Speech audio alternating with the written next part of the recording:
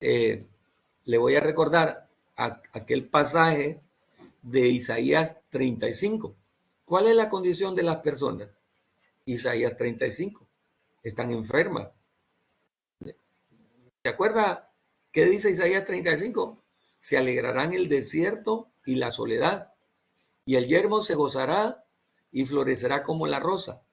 Florecerá profundamente y también se alegrará y cantará con júbilo. Dice también, la gloria del Líbano le será dada, la hermosura del Carmelo. Yo me lo aprendí en la Reina Valera 1909, comúnmente llamada versión antigua. Ella dice, se alegrarán el Carmel y Sarón. Ellos verán la gloria de Jehová, la hermosura del Dios nuestro. Mire, así hace la paradoja o la comparación, la metáfora, perdón, del ser humano como un desierto. Un desierto. Entonces, mucha gente en consejería va a llegar así a nosotros. Se alegrarán el desierto y la soledad. Se está refiriendo a personas, ¿verdad? Comparando Isaías 35, está comparando personas, las está comparando con un desierto. Así llegan las personas a nosotros. Se alegrarán el desierto y la soledad y el yermo. ¿Qué es yermo? Monte, malva. ¿Qué es yermo? Ese monte que no tiene sentido. Imagínense. Y el yermo se gozará y florecerá como la rosa. Mire, de yermo, ¿quién me da el significado de la palabra yermo? ¿Y quién me da el Isaías 35? Yo lo estoy citando sin leerlo. Ya lo vamos a leer acá. Isaías 35. ¿Qué es yermo? Y el yermo florecerá. ¿Qué es yermo? Vamos a ver. Yermo es una hierba sin... ¿Qué es yermo? Vamos a ver.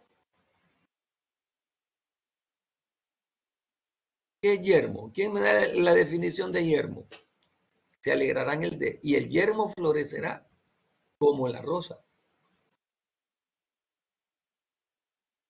Dice una tierra sin fruto.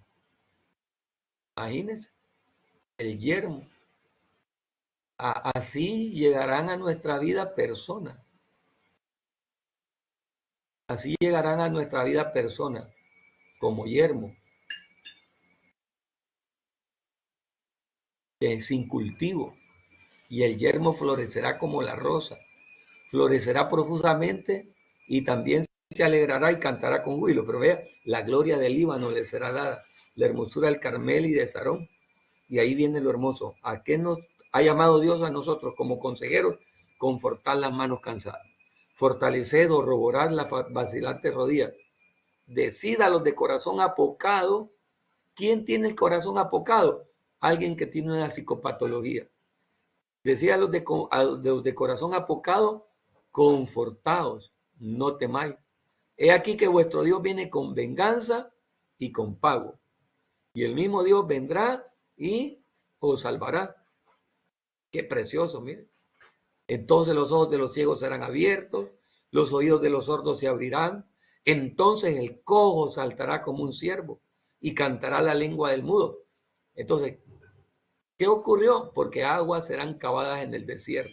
Recuerde que está haciendo una analogía, una metáfora, comparando la vida desértica de un hombre, de una mujer abatida, cuando un buen consejero llega a dar la palabra de Dios. Vamos a ver enfermedades del alma. ¿Qué es una enfermedad del alma? ¿Qué produce? ¿Por qué se producen esas enfermedades del alma? Y cómo poder sanar el alma herida. Mi corazón está herido, decía David en el Salmo 2, y marchito como la hierba, como esa hierba, ese yelmo, ¿verdad? Entonces nosotros vamos a unir las dos cosas. Voy a hacer más pequeño para que no ocurra esto ahí. Vamos a unir las dos cosas. Las enfermedades del alma y el ciclo vital. Psicología evolutiva es el cambio que va a suceder, llevando el ser humano desde la concepción hasta la muerte. Entonces vemos ahí un bebé, niño, dependiendo a qué fuente estudiemos, ¿verdad? Adolescente, joven, adulto,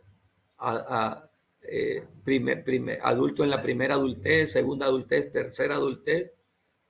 Ahora se habla de la cuarta adultez, ¿verdad? Adulto mayor.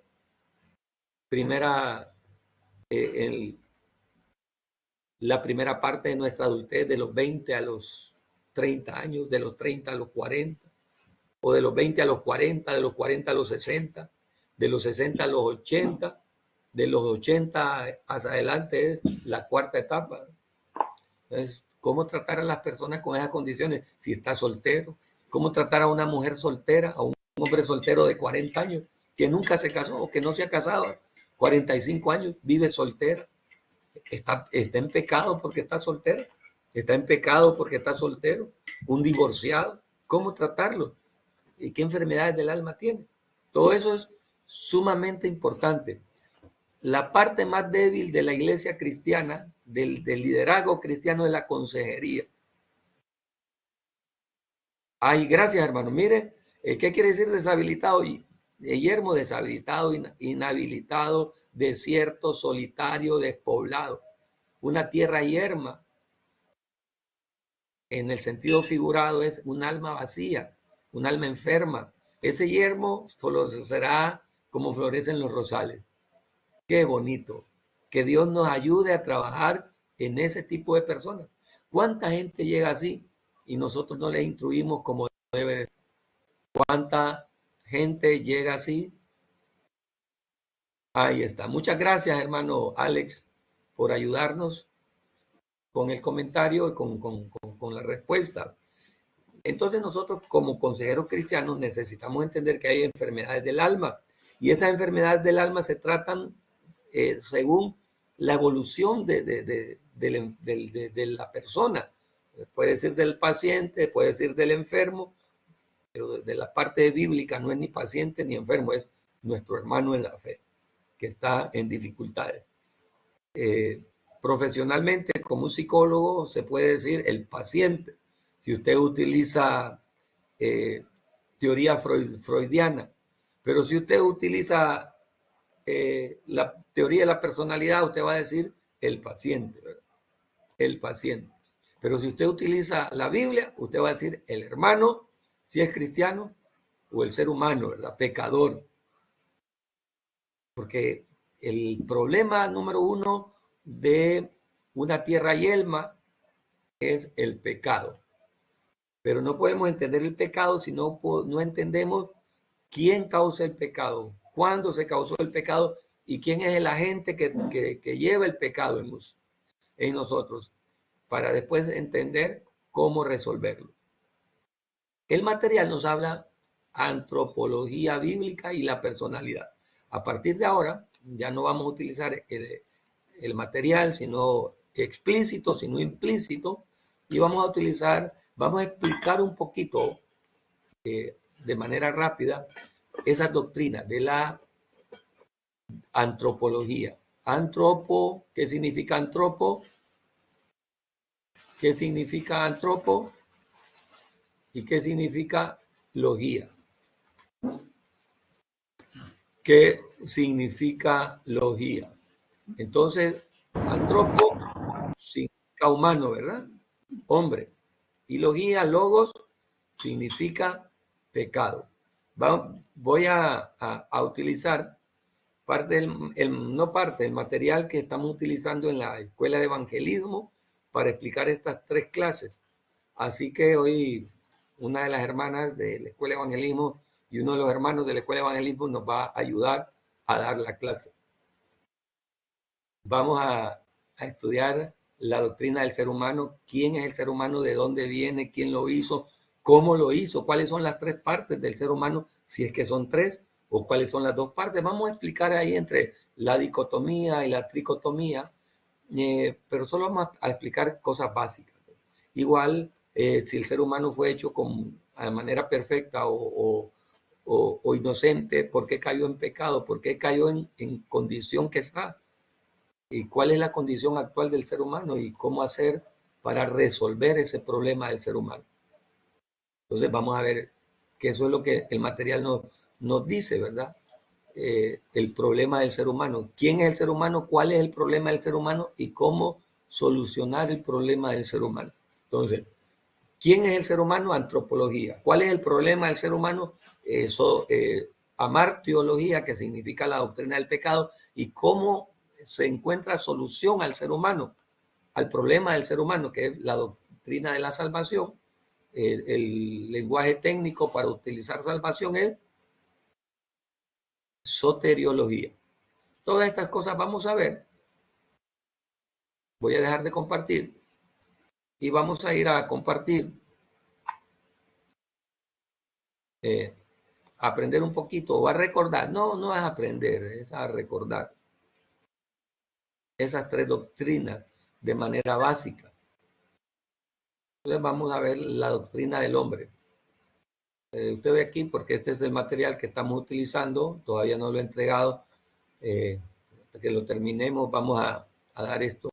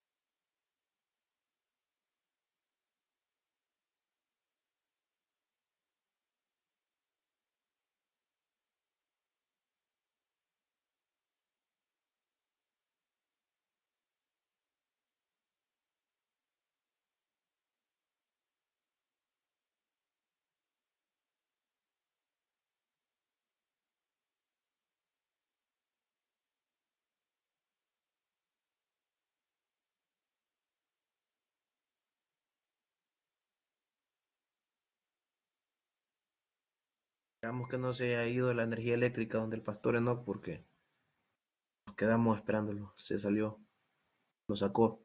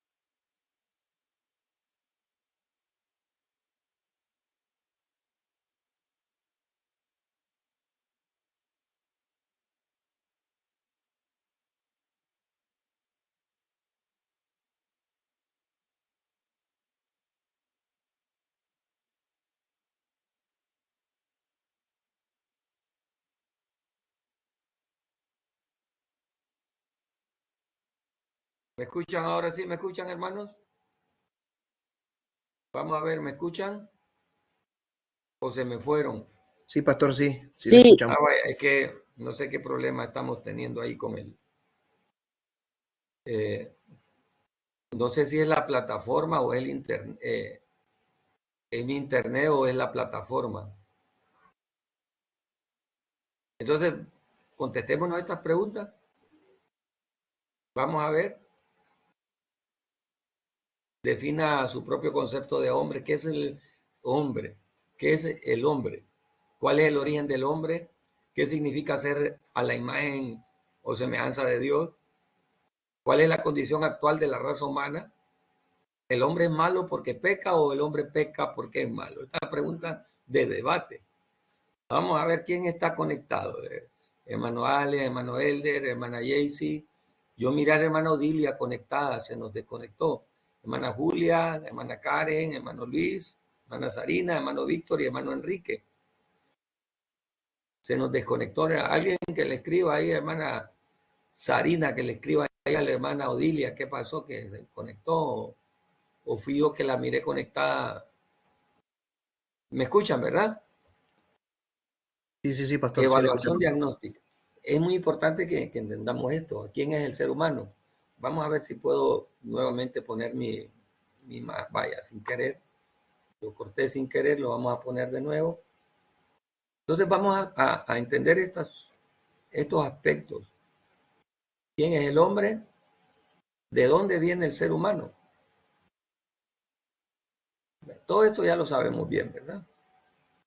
Ya lo manejamos bien.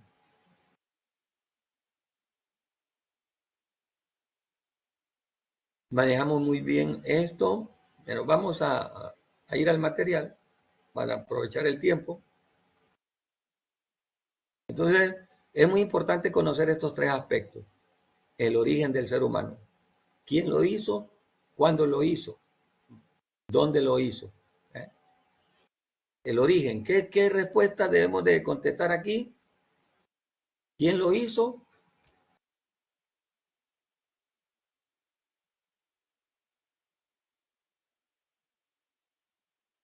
¿Quién lo hizo? ¿Cómo lo hizo?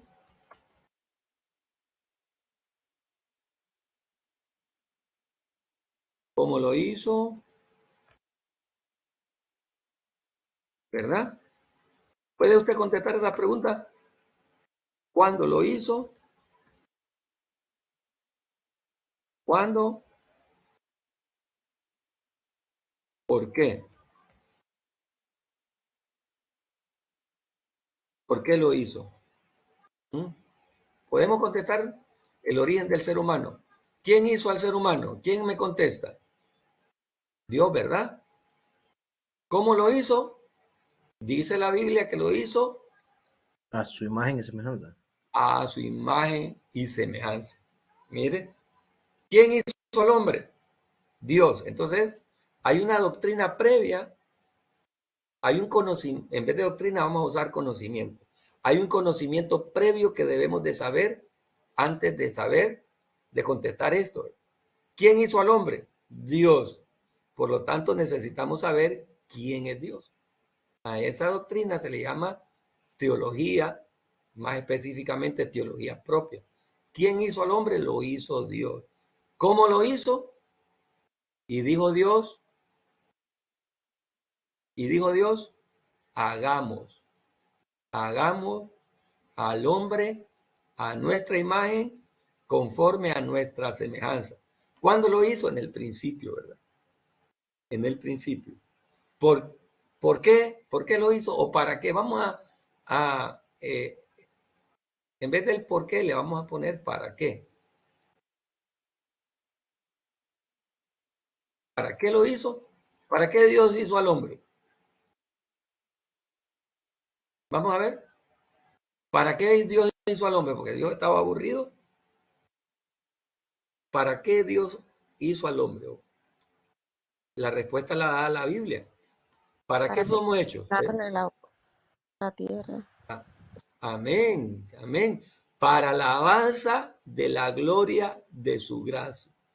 Fuimos hechos para agradar a Dios, para alabarle a Dios, para honrar a Dios en un estado perfecto, en un estado santo. Dios hizo al hombre perfecto, lo hizo conforme a su semejanza, conforme a su imagen y conforme a su semejanza. Eso significa que Dios hizo al hombre santo, perfecto. Entonces, vamos a ver más adelante que Dios le dio al hombre una naturaleza. Y esa naturaleza se contaminó. ¿Por qué se contaminó? Porque Dios le dio al hombre, vamos a partir de nuestra teología pentecostal vamos a partir que somos seres tripartitos. Somos tripartitos. ¿Qué significa tripartitos? En tres partes. Tri es tres, espíritu. ¿Qué más?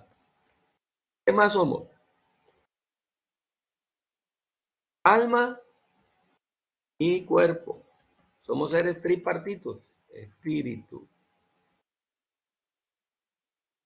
Así lo hizo Dios. Esa es la naturaleza del ser humano. Algunos, vamos a ponerlo aquí, algunos dicen que el ser humano fue hecho solamente, que no fue hecho perfecto por Dios, que solo fue hecho inocente. Yo estoy dentro de los que piensan que Dios hizo al hombre perfecto. Lo hizo inocente, que lo hizo santo. Esa es nuestra naturaleza. Somos tripartitos, espíritu, alma y cuerpo. Algunos piensan que no somos tripartitos. Dice que somos, algunos piensan que no somos tripartitos, sino que somos duales. Duales. Significa duales que Dios nos hizo de dos naturalezas. La naturaleza carnal y la naturaleza espiritual. ¿Y eso qué opinan así? Juntan el alma y el espíritu como un solo. Desde nuestra teología pentecostal separamos el alma, el espíritu y el cuerpo. Los que piensan que el hombre es dual, una naturaleza dual, bipartitos, es lo espiritual y lo carnal. Pero nosotros, de otra forma, piensa, o su servidor, ¿verdad? Piensa esto. Usted no peca si piensa lo diferente a mí. Pero también el ser humano en su perfección, el ser humano también tiene tres atributos divinos, porque Dios hizo al hombre a una imagen moral, no física, porque Dios es espíritu. Entonces esa imagen moral, Dios le dio al ser humano tres aspectos, ¿sí? La capacidad de sentir, de pensar, que eso es intelecto.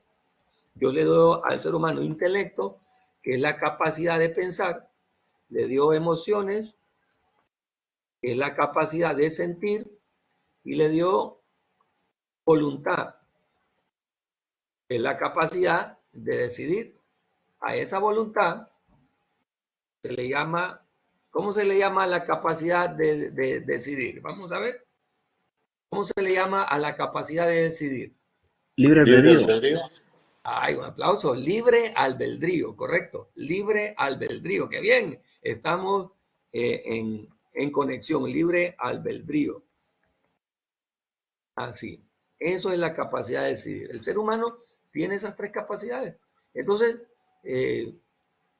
como enseñamos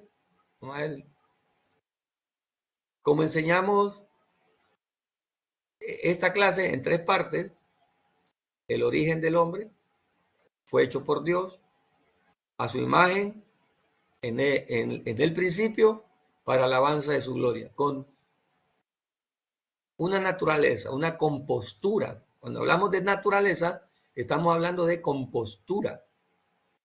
Entonces, según esta teología que estamos utilizando, tripartitos. Pero si alguien dice que es dual, la dualidad del ser humano, no hay problema. Porque también la Biblia lo enseña. Lo enseña. Y yo voy a enseñarle más adelante por qué yo hablo, me hago a las tres partes, ¿verdad? Espíritu, alma y cuerpo. Ya lo vamos a enseñar. Si da, también lo hizo perfecto, inocente y santo, ¿verdad? Y le dio tres características que las tiene Dios. Intelecto, que es la capacidad de pensar, de razonar. Emociones, que es la capacidad de sentir. Y voluntad, que es la capacidad de decidir. A esa capacidad de decidir se le llama libre albedrío. Como el ser humano tiene la capacidad de decidir, decidió fallarle a Dios. Libre albedrío decidió fallarle a Dios, y esa El hombre no es un ser eterno, fue creado. Tampoco hay diferentes posturas acerca de el diseño del ser humano y el diseño del alma y de lo espiritual. Algunos piensan erróneamente que el alma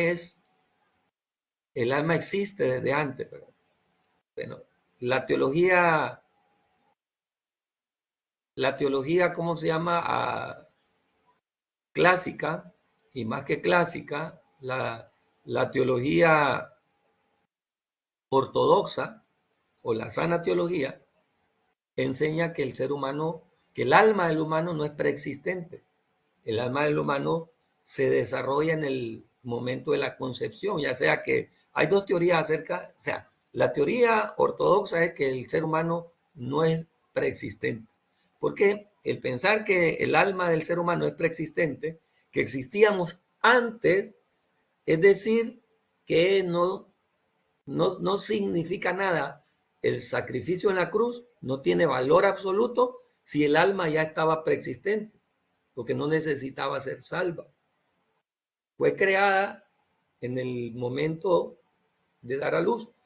Hay dos posturas sobre eso, que Dios la envía, y la postura es que se desarrolla a través de los genes del hombre, del hombre y la mujer. En el momento que se forma el cigoto y todo la psicología evolutiva de la que vimos anteriormente, ahí se desarrolla. Pero no importa la postura que usted tenga, cuándo llega el alma al ser humano. La teología ortodoxa, la teología clásica, la sana teología, enseña que el alma no es preexistente. ¿De dónde viene la idea del alma preexistencia? De la preexistencia del alma, del gnosticismo griego cristiano. La teología gnóstica en los tiempos de Pablo y posterior, en el siglo I, en el siglo II, introdujo la preexistencia del alma. Hemos hablado en esta misma plataforma, en algunos otros momentos, sobre el gnosticismo, ¿verdad? Entonces, cuando alguien predica que el alma es preexistente, no lo está tomando desde la Biblia.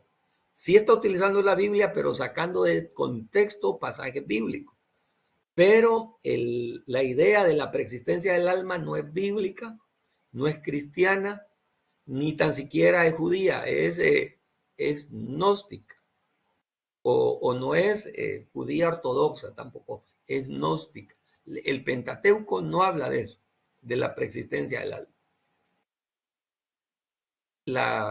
La teología, la sana teología y la teología básica, la teología clásica, no habla de la preexistencia del alma. El hombre no es preexistente. No vivía en una cápsula allá en el cielo y Dios lo mandó a tomar un cuerpo. O sea, cuando alguien predica eso, es sacando versos de contexto, ¿verdad? Porque el pensar eso destruye totalmente otras doctrinas básicas. Y recuerde, la Biblia no se contradice. Uno de los elementos básicos de la hermenéutica es que la Biblia no se contradice. Al pensar que el ser humano en su alma es preexistente, estamos contradiciendo aspectos básicos de la salvación. Pero igual usted no está 100% obligado a tomar en consideración esto, ¿verdad? Pero es una idea que yo le doy. ¿Qué es el hombre? Es un ser, la pregunta que se hizo Job, ¿verdad? Es un ser mortal, los versos que se encuentran ahí nos enseñan qué es el hombre, ¿verdad? Un inquilino en una casa de barro, un gusano, imagínense cómo puede estar enferma un alma, cómo puede estar dañado un corazón al sentirse gusano. Es un átomo en el universo natural. En Salmo 8:4 lo dice de una manera sana, ¿verdad? Una langosta. ¿Usted se ha considerado una langosta alguna vez? Es parte de la enfermedad del alma, ¿verdad? Considerarse una langosta. Como yo le he dicho siempre, citando a David, yo soy un perro muerto. Yo soy un perro muerto, decía David, una pulga. ¿Quién puede decir eso de sí mismo sino alguien que necesita sanidad interior? ¿Y cómo se da la sanidad interior? A través de la consejería. Recuerda esta clase de consejería pastoral. Pero para entender la consejería pastoral desde el punto de vista bíblico, necesitamos entender qué dice la Biblia acerca del ser humano. ¿Y qué preguntas debemos de contestar? Esta es la base de la teología bíblica con relación a la doctrina del ser humano.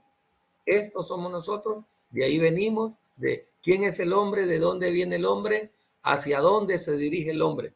¿Por qué se corrompió? ¿Por qué se corrompió el hombre? Imagínense, se le fue la energía eléctrica a la hermana Irma. Qué lástima. Esa es la condición, mire, que estamos aquí en Honduras, continuamente. Ayer se fue como, en mi trabajo, como 8 o 10 veces la luz. Como 8 o 10 veces se fue la luz. Se iba y venía, estaba 2 minutos, volvía a regresar. Eso es increíble. Pero bueno, vamos a hablar bien de Honduras, creyendo que Dios tiene propósito. Entonces, esta es la pregunta. Salmo 8 pregunta quién es el hombre para que tengas de él memoria y el hijo del hombre para que lo visite. Y Job 14, ahí no está escrito, dice el hombre nacido de mujer, corto de días, harto de sinsabores, que sale como la flor y es cortado y huye como la sombra y no permanece. Así es el hombre, ¿verdad? Entonces vemos aquí otros aspectos del ser humano. Estos aspectos, su origen fue creado por Dios para agradar a Dios, para obedecer a Dios, para adorar a Dios, para servirle a Dios. Así fue hecho el hombre. Esos son los aspectos del ser humano. Vamos a ir rápido, ¿verdad? Vamos a tener aproximadamente 2 clases para enseñar estos puntos. Entonces, el origen del hombre fue creado por Dios, para agradar a Dios, para obedecerle, para adorarle, para servirle. Fuimos hechos, recuerde, para alabanza de la gloria de su gracia. Y me gusta siempre, ya se los he dicho a ustedes en las clases, me gusta hablar sobre esto. El ser humano es un hombre de relaciones. El ser humano es un ente de relaciones. Y el problema del ser humano es la caída. En la caída, todas esas relaciones se atrofiaron, sobre todo las primeras 3, ¿verdad? Que es de las que vamos a hablar. Las 3 relaciones básicas del ser humano es con su creador. Cuando pecó, ¿qué hizo? ¿Qué fue lo primero que hizo Dios, el hombre, cuando escuchó hablar a su creador? ¿Qué fue lo primero que hizo el ser humano cuando escuchó la voz de su creador que se paseaba en el huerto? Esconderse. ¿Se escondía antes? ¿Se escondía antes el ser humano de su Dios? ¿Qué creen ustedes? No. No, ¿verdad? No se escondía. ¿Por qué no se escondía? Porque sus relaciones no estaban sanas. No se escondía porque todavía no había pecado. Entonces la relación con su creador se deterioró. La relación consigo mismo, su psique, su alma, sus emociones, su intelecto, su voluntad, sus decisiones se atrofiaron. ¿Qué hizo con Dios? Se escondió. ¿Cómo se sintió el ser humano? ¿Cómo se miró el ser humano después del pecado? ¿Cómo se miró? Tuvo miedo, se vio desnudo. Tuvo miedo, mire, tuvo miedo. Entonces, vemos cuáles son esas 3 partes de la moral del ser humano: intelecto, ¿qué más? Emociones, ¿qué más? Voluntad. Mire, esas 3 partes ya estaban atrofiadas. Tuve miedo, emociones. Tuve miedo, emociones. Me escondí. Miré que estaba desnudo. Razonamiento. ¿Y voluntad? ¿Qué voluntad? ¿Qué hizo? Me escondí. Mire, las 3 relaciones, las tres caracteres se deterioraron. ¿Por qué? Porque ella no tenía relación consigo mismo. Recuerde que es tan importante las relaciones, cómo nos vemos nosotros, cómo estamos nosotros. Eso es el psique, eso es el alma. Tuve miedo, miré que estaba desnudo, razonó, tuve miedo, emociones y decidí y me escondí. Mire, tuve miedo, miré que estaba desnudo. Inteligencia, intelectual, él razonó. Y tuve miedo, emociones y me escondí, voluntad. Atrofiada. O sea, la relación con Dios estaba atrofiada. La relación consigo mismo estaba atrofiada. Y la relación con sus pares, en ese momento, sus pares es su esposa. Su esposa. ¿Y cuál fue la condición con su esposa? Culparla. Culparla. Mire, la tradición cristiana culpa a Eva, pero la Biblia no culpa a Eva. La Biblia hace responsable a Adán. Nosotros decimos, aún las mujeres dicen, por culpa de Eva es que pasó estos dolores. No fue por culpa de Eva, fue por culpa de Adán. Dios culpó a Adán. Es Adán el culpable. Es Adán el culpable y en la justificación, la mujer que me diste. O sea, si Dios condenó a Eva, castigó a Eva, Dios no le quitó a Eva, pero el verdadero responsable es Adán. Adán, yo pequé. Yo siempre le he dicho esto. ¿Qué hubiera pasado si Adán, viéndose desnudo, no se esconde? ¿Qué hizo Adán? Se escondió de Dios. Yo les he dicho esto, a ver si usted se acuerda. Hay dos pasadas, dos circunstancias que nosotros podemos hacer cuando le fallamos a Dios. Lo que hizo Adán, escondernos de Dios. Eso es lo peor que podemos hacer, escondernos de Dios. ¿Qué hizo Adán? Se escondió de Dios. O escondernos en Dios. En Dios. ¿Qué va a hacer usted cuando le falla a Dios? Esconderse en Dios esconderse de Dios es justificarse. ¿Qué es esconderse de Dios? Justificarse. Justificarse. ¿Cuántas veces nos hemos justificado por un fallo? La mujer cuando le falla al esposo, o el esposo cuando le falla a Dios. Es que vos me descuidaste. Vos me descuidaste.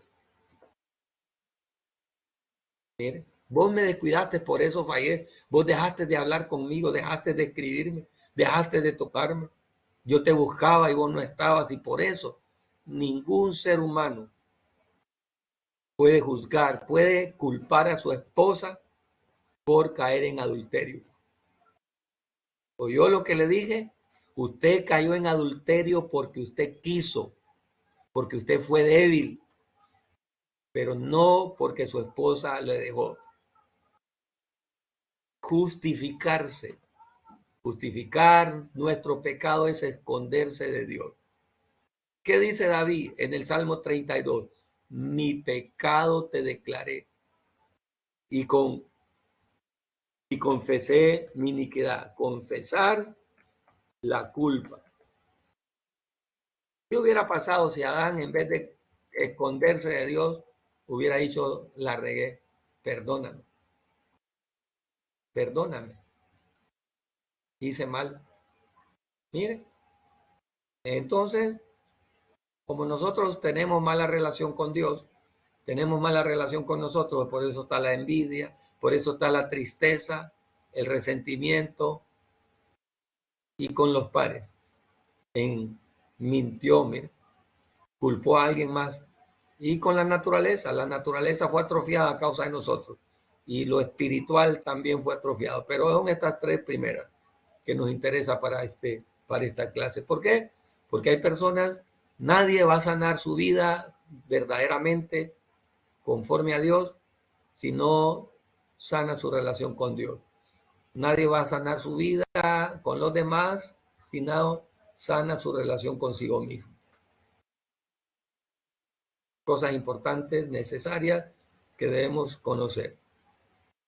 Con relación a la doctrina del ser humano, encontramos esas dos posturas, ¿verdad?, sobre la naturaleza del hombre.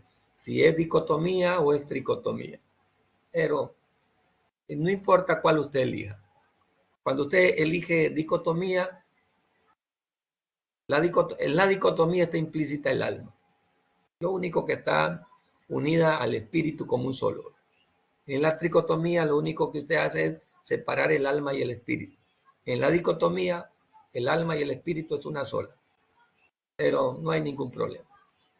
Y aquí fue lo que vimos: las emociones, capacidad de sentir, la inteligencia, capacidad de pensar, la voluntad, capacidad de decidir. Es muy importante que entendamos todos esos elementos a la hora de aconsejar. ¿Cómo es el hombre? ¿Cómo es el hombre? Se fue la señal. ¿Me escuchan, hermanos? ¿Se me escucha bien o no? Sí, lo estamos escuchando. Sí, se escucha, pastor. Bien, sí. Bien. Bueno, cuando Sí, la sí, te hermana Odi escucho. escribió que se fue la señal fue cuando se fue de verdad, que tuve como 2 o 3 minutos sin señal.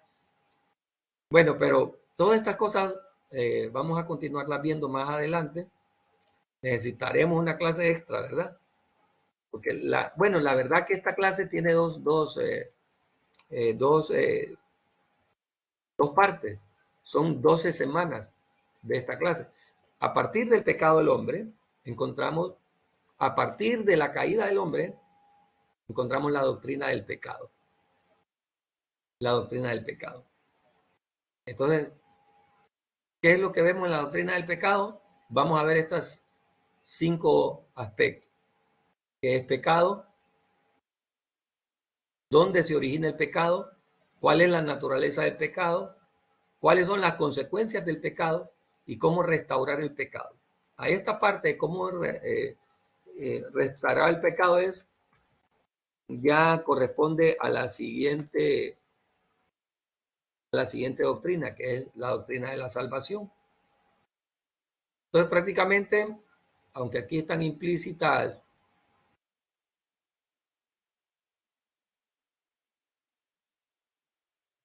cuatro, esta última ya corresponde a la siguiente doctrina, ¿verdad? Las primeras 4 es del pecado y la quinta es la respuesta al pecado. Entonces, ¿qué es el hombre? ¿Cuál es el problema del hombre? ¿Y cuál es la solución del hombre? ¿Quién es el hombre? Antropología. ¿Cuál es el problema del hombre? Pecado. ¿Y cuál es la solución a ese problema? La doctrina de la salvación. La serpiente, esta señora que vemos acá, astuta, más astuta que todos los animales, fue la que originó, la que sedujo a la mujer y la engañó. La serpiente engañó a la mujer, pero la responsabilidad era del hombre. De hecho, Dios ¿a quién le pregunta a Dios? ¿Quién comió primero del fruto prohibido? ¿El hombre o la mujer? Vamos a ver, ¿quién comió del fruto prohibido primero? ¿El hombre o la mujer? Vamos a ver quién me contesta. ¿Quién comió primero del fruto prohibido? El hombre. El hombre, claro, el hombre. Y el hombre comió primero. Ya, yo diciendo que sí, el hombre comió primero el fruto prohibido. ¿Quién comió primero el fruto prohibido? Vamos a Génesis 3. La mujer. ¿Quién comió primero? ¿Hermano Alex? ¿Hermana Julia? ¿Hermano Elder? La mujer comió primero. La mujer comió primero. Primero comió la mujer. ¿Y a quién responsabilizó Dios? ¿A quién se le llegó primero? Al hombre. A la que comió al primero. Hombre, al hombre. ¿Por qué? Porque el hombre fue el responsable. El hombre, al hombre fue que se le dio la autoridad. Al hombre fue que Dios le dio la responsabilidad primera. No estamos hablando de servicio ministerial, ¿verdad? En cuanto a servicio ministerial, esta plataforma tiene una doctrina, una línea acerca del servicio a la mujer, de los ministerios primarios en la mujer. No estamos hablando de eso. Estamos hablando de la responsabilidad del pecado. Fue la mujer que comió primero, pero fue al hombre a quien Dios le pidió cuentas. Es al hombre a quien Dios le va a pedir cuentas. El hombre falló y destruyó todo lo que había adquirido. Aquí en esta sección encontramos algunas definiciones de pecado. Significa infracción, quebrantar, fallar el blanco. Y ahí encontramos tropezar, mire, entre otras cosas. Hay dos orígenes del pecado. El origen en el cielo, con Lucifer, pero de ese no vamos a hablar. Y el origen en la tierra. El origen en la tierra. Ahora, ¿cuál fue la condición del pecado de Adán? Y la condición del pecado en Eva, en Luzbel y a Lucifer, el orgullo, la desobediencia y el orgullo que es querer tener algo que no nos corresponde. ¿Cuál fue el pecado grave que llevó a Luzbel a cometer el pecado? Querer ser Dios, tener el lugar de Dios. Lo mismo le transmitió a Eva, seréis como dioses. Lo mismo está haciendo Satanás en los púlpitos cristianos.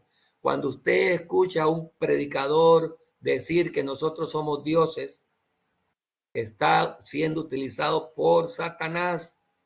Nosotros no somos dioses, somos hijos de Dios, pero no somos dioses. Lo mismo que Satanás quiso alcanzar en el cielo, tú queriendo alcanzar el trono de Dios, ser Dios. Lo mismo quiso que Eva hiciera, pensar que es dioses. Nosotros no tenemos esa condición.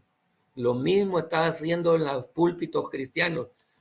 Esa es una doctrina satánica que se ha metido en las raíces del cristianismo. Un cristianismo sin base teológica va a pensar que somos dioses. La Biblia dice todo lo contrario. Satanás cayó de la gracia de su posición porque quiso ser Dios e hizo caer a Eva y al hombre, a la raza humana, porque quiso ser Dios. Lea lo que puso ahorita el hermano Alex. Sobre las alturas de las nubes subiré y seré semejante al Altísimo. Isaías 14. Eso es lo que Satanás quiso. Y eso lo llevó a convertirse en quien es. Y eso quiso que el ser humano fuese. Y lo llevó a convertirse en quien fue. ¿Qué fue lo que ocurrió con la Torre de Babel? En la ciudad donde usted vive hay muchos edificios mucho más grandes que la Torre de Babel. ¿Por qué no han caído?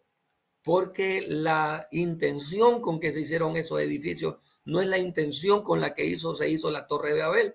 La Torre de Babel fue construida para llegar a Dios. O sea, la intención de los hombres en Babel era ser dioses.